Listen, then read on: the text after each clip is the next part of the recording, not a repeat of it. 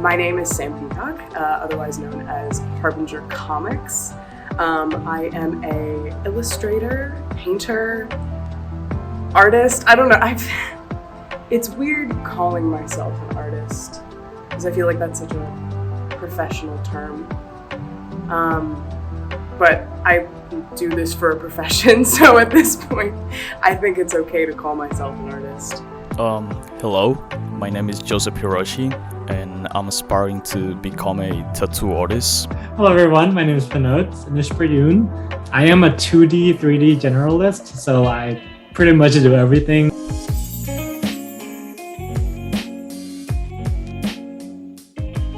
Most of the time, most of my work consists of character design, content creation, and world building. I really like to tell stories. I would say that the best word to describe me is probably storyteller. I went to film school to learn about the making process of movies and video games, since it's another one of my passions. When creating a character, I always start with the story. The story is the base for all the characters involved in it, and it's key for the character's design, and that is because things like the time, place, the narrative would be reflected in their appearances and personalities. With that in mind, I always write the key factors of the story, and then I write down the story or as much as I can. And it doesn't have to be all the little details, but I make sure that the most important moments of the story and those that will lead the whole narrative to such situations are settled. Basically, I work on the concept art and design in a 2D aspect of things, and as a 3D generalist, I work all the way through the modeling, texturing, rigging, animation, and some effects like clothes and hair. So that's pretty much my focus. Characters, but also everything in characters. So generally with characters, I start with their personalities and what kind of growth they need to go through. So the development part of it is where my focus lies in. And I also base a lot of characters from my experience because I feel like that is the most authentic way to write, because it comes from my direct experience and I know what the character's going through. When I start coming up with a character and coming up with a story, it really kind of comes out of nowhere. It's not a process you can plan. Most of the time, I'll just be sitting around watching some other form of media and think of a character that would be really cool in that environment that doesn't necessarily exist in it presently. And that process kind of starts me thinking of, okay, well, what would this character look like? Do they have powers? What would their abilities be? It depends on the rules of the universe. And eventually it just starts to snowball and it becomes its own character, it becomes its own thing, its own universe. Once I have all the important details or the world built up, I move to the characters that will be involved in it. When creating a character, I always develop their personality first because that's what defines them. That's what drives them and the decisions that they will make in the story. So I ask myself questions like who are their parents, or what was the best thing or the worst thing that ever happened to them. Do they have dreams? Do they achieve these dreams or not? Are they friendly characters? Do they have traumas?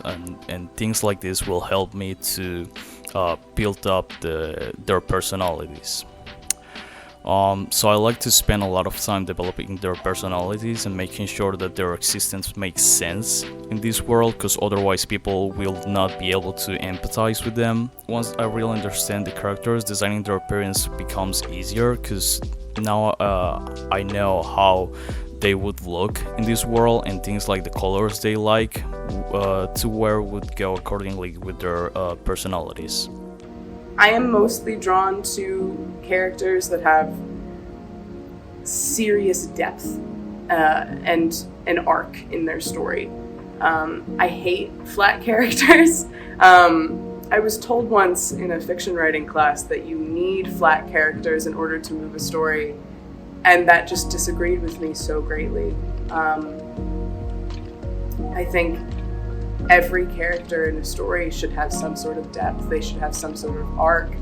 I would say that characters like Eren Yeager from Attack on Titan or Walter White from Breaking Bad are characters that I really like because they are very solid. Like, even if you don't agree with their decisions, you can really understand them and comprehend their positions in their story, which makes them very real, very interesting. And there's nothing more annoying than a character that doesn't make any sense and that you can't really empathize with them.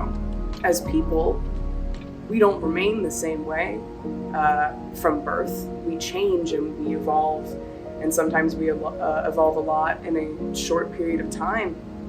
And when you see characters like that reflected in television or movies or comics or anything like that, you're more likely to view them as real, even if they have like crazy superpowers or they can travel through time or something like that. But if they have real problems and they have flaws and they're bad people at times, those are good characters. You know, it's bizarre to say, but the characters that I've created are some of my favorite people, even though they're not real. I've had characters that I have been working with for years that started off with me watching Marvel movies and being like, I want to do that. I want to be like one of those characters. So it's a very spontaneous relationship I have with character creation. Or as a 3D artist, at least, I really feel like technology significantly improves, and technology is integrated into my workflow so much that, like, with technology nowadays, especially with AI, it basically does that for you. And like, if you've used some sort of image generation tool, that's basically that. Like, Wombo.art is one of the things that I used. So sometimes I just need some visuals to revitalize what I'm thinking. So for example, like if I were to search up like, I don't know, a hero mouse, and like, I might have certain image in mind, and then, I put it into the AI and then it comes up with something totally weird and wacky, and I was like, oh, I never thought of that. I also use that in the same capacity where I don't fully rely on it, but if I have a writer's block, then I put something in it. Another way I use it is some sort of a Q&A type response. So like, maybe I give the AI a prompt of question, who are you? Answer, I am this, that, I am magic forest fairy, and then another few questions and answer, just to kind of tell the AI what kind of personality my character would be. So as a 3D artist, technology is really a big deal because there's so much that you can do to facilitate and fasten the process of creation. So as a character artist, I would have to start from sculpting, and then when I sculpt, I have to retopologize, basically make the character from high poly, millions of polygons, into something that's more manageable to animate. And after that, then I will have to do UV mapping and then texturing, and then I will have to rig and then animate it. So there's a lot of process that goes through it, and each process could be very tedious. Now, when designing their appearance, I always look for references and inspirations to create my characters. Now, for example, if I'm designing knights, let's say, I will look for armor references, You could look for a museum where they expose armors and the weapons they would use, or you could search for references online, and then you could even watch movies about Middle Ages and look for inspirations.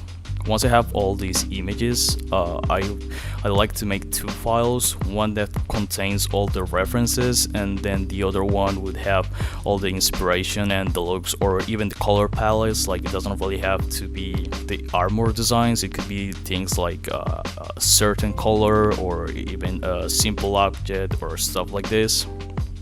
And then I would make the second file, which contains basically the mood that I'm aspiring for.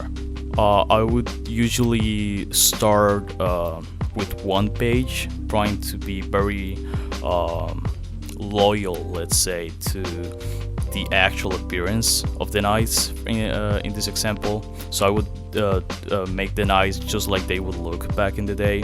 And then on the second page, I would try to go a little more creative and add my little touch. So I would try to dig a little more into it. And then on the third page, I would just go full creative with the whole design. Sometimes they would even stop looking like knights, and they would look like a totally different thing. And I basically once I finish these 3 pages, that's when I start choosing which one would be very helpful or would look like good in the story that I'm making or the world that I'm creating. So once I have these couple designs that I really like, I would just start adding more details to it, and then some variations and colors until I get the design that I'm very pleased with. I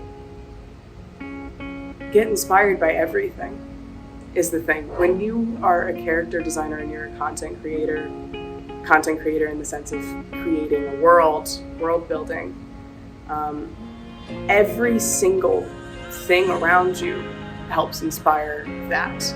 Because when you're building a world, you're not just getting inspired by the way one person looks, you're getting inspired by the way the foliage looks on this one specific tree and how you wish it could look like this.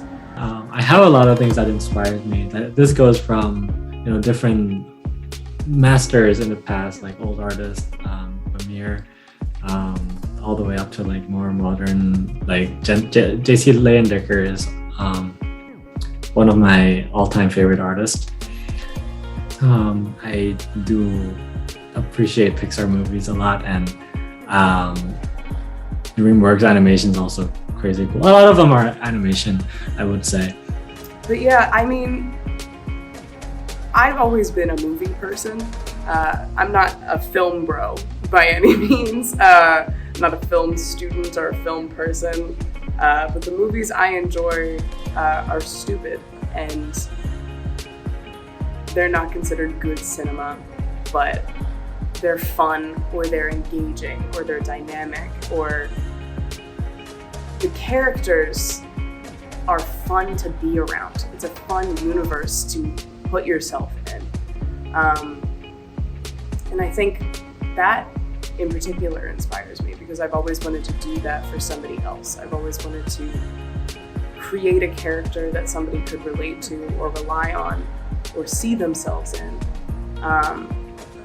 Because that's what so many of these 30% on Rotten Tomatoes movies have done for me my entire life. Anything could do it, really. Like even a word or just a certain object, like a very interesting ninja weapon, let's say, could inspire me to make a whole story about, I don't know, how many ninja clans are fighting over this cursed weapon or something. Like anything could really do it. But yeah, it's hard not to be inspired by other interesting stories that you can see in a movie or read about in a book. I find that super cool how, like, you might see the character at its face level, and then there's more depth to it. And the more we learn about their backstory, like the flashback scenes, and that explains why they are the way they are. Not everyone likes to read, unfortunately. But everyone, for the most part, likes a movie. And I think there's something really beautiful in the community that's created around cinema and television. The world of League of Legends, for example, is very appealing to me. I really like their aesthetics. The characters look is very balanced and interesting. Their splash arts, and now their TV show contains high quality characters design, in my opinion.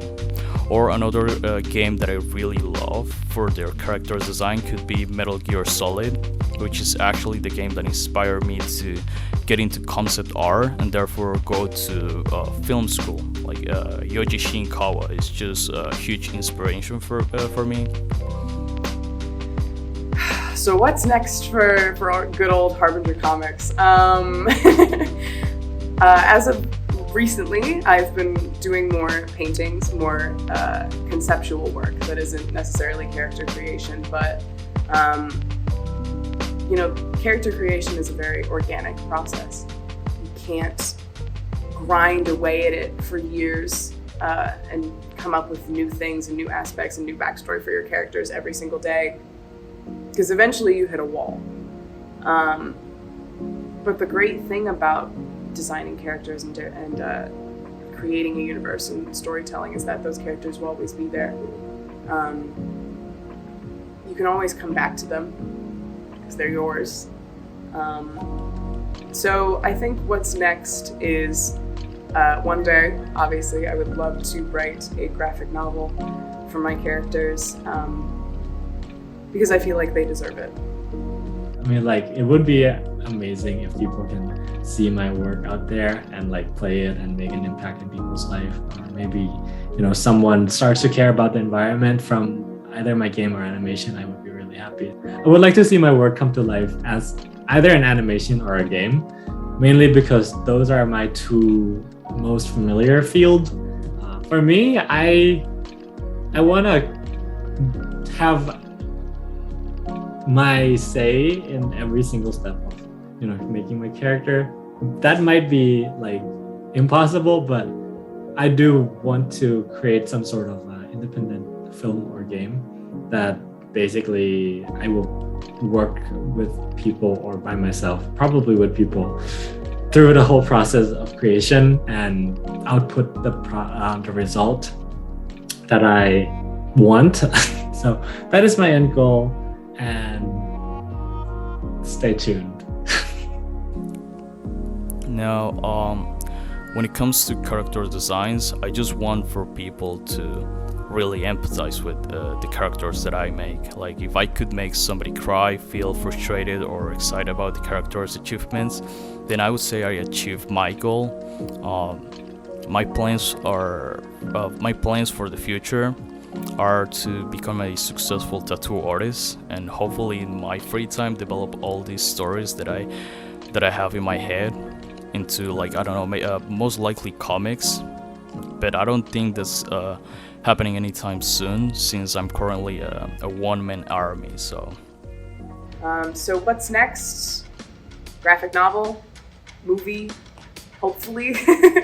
That is the dream. That is the end goal, is to. And I think after I've spent so much time with them, and after I understand them on such a deep level, not letting them into the world would be a disservice to them. That medium would be the only thing fitting for my kids, for my characters. Yeah, I think that's what's next.